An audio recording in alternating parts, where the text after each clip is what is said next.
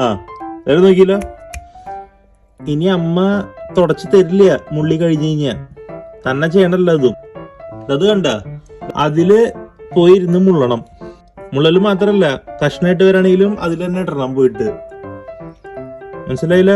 സോനയ്ക്ക് 3 പിള്ളേരുണ്ട്. ഇവരുണ്ടായതിന് 3 ആഴ്ച ശേഷമാണ് ഞാൻ അവരെ കാണാൻ പോണേ. ആദ്യത്തെ 3 ആഴ്ചകളിൽ ഇത് മുലപ്പാൽ മാത്രം കുടിക്കുള്ളൂ. അപ്പൊ നമുക്ക് ടോയ്ലറ്റ് അങ്ങനെ ഒന്നും ഉണ്ടാക്കേണ്ട ആവശ്യമില്ല. അപ്പൊ ഇവറ്റുള്ള പിന്നാലെ കുറച്ച് സാധനങ്ങളൊക്കെ വരും. പക്ഷെ അതൊക്കെ നമ്മുടെ സോന സെറ്റാക്കി കൊടുക്കും. പക്ഷെ കുറച്ചുകൂടി കഴിഞ്ഞപ്പോൾ നമ്മൾ സ്നാക്സ് കൊടുക്കാൻ സ്റ്റാർട്ട് ചെയ്തു. ഇവർ ഇൻഡോർ പൂച്ചകളായതുകൊണ്ട് വീട്ടിലേക്ക് അറിയില്ല ഇത് ഇങ്ങനെ ചെയ്യേണ്ടതെന്ന്. അപ്പൊ നമ്മളാണ് ട്രെയിൻ ചെയ്യേണ്ടത്. സോ ഞാനൊരു കാർഡ്ബോർഡ് വെച്ചിട്ട് ആദ്യം ഒരു കുഞ്ഞൊരു ടോയ്ലറ്റ് ഉണ്ടാക്കിയവർക്ക്. 2 പേർക്ക് ഒരേ സമയം മിണ്ടി പറഞ്ഞിരുന്ന് പോകാൻ പറ്റിയ ടോയ്ലറ്റ് ഞാൻ ഉണ്ടാക്കിയത്. ആളുടെ നിന്നാണ് നമ്മൾ മണൽ വാങ്ങിയത്. മണലൊക്കെ സെറ്റ് ചെയ്ത് നമ്മൾ അവിടെ കൊണ്ടുപോയി കൊടുത്ത ആൾക്കാർക്ക് ആദ്യം കണ്ടപ്പോൾ ഒരു കൗതുകമായിരുന്നു. എന്താ സംഭവം എന്ന് അവർക്ക് മനസ്സിലായില്ല. ഞാനപ്പോൾ ഒരാളെ പിടിച്ച് കൊണ്ടുവന്ന് അവിടെ ഇരുത്തി. അതാണെങ്കിൽ ആ മണ്ണെടുത്ത് തിന്നാൻ തുടങ്ങി. ഇപ്പൊ കാർഡ്ബോർഡിലും മറ്റേ ടോയ്ലറ്റിലും ഉള്ളത് ഇപ്പൊ സോനയാണ്. ആദ്യത്തെ കാർഡ്ബോർഡ് ബോക്സ് ഉണ്ടാക്കിയത് നശിപ്പിച്ചു. ഇപ്പൊ രണ്ടാമത്തെയാണ് ഇത്. കുരിപ്പുകളാണെങ്കിൽ സോഫയുടെ അൽമാരയുടെ താഴെ മുള്ളണ. എന്നിട്ട് ബോക്സുകളിലെ മണൽ പുറത്തേക്കിടും. അങ്ങനെ ദേഷ്യം വന്നപ്പോൾ 3 എണ്ണത്തിനെടുത്ത് സോന ടോയ്ലറ്റ് ഇട്ടു. പക്ഷെ ഇതാണ് അവസ്ഥ, പുറത്തേക്ക് ഇറങ്ങാൻ പറ്റില്ല.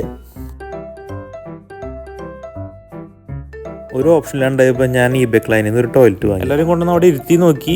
കുറച്ച് സ്റ്റാർട്ടിങ് ട്രബിൾ ഉണ്ടായിരുന്നു, പിന്നെ ശരിയായി. ഇവിടെ പൂച്ചകളെ വളർത്താനൊക്കെ ഭയങ്കര രസമാണ്. പക്ഷെ നമ്മള് ചെറിയ പിള്ളേരെ പഠിപ്പിക്കുന്ന പോലെ എല്ലാം പഠിപ്പിച്ചു കൊടുക്കണം.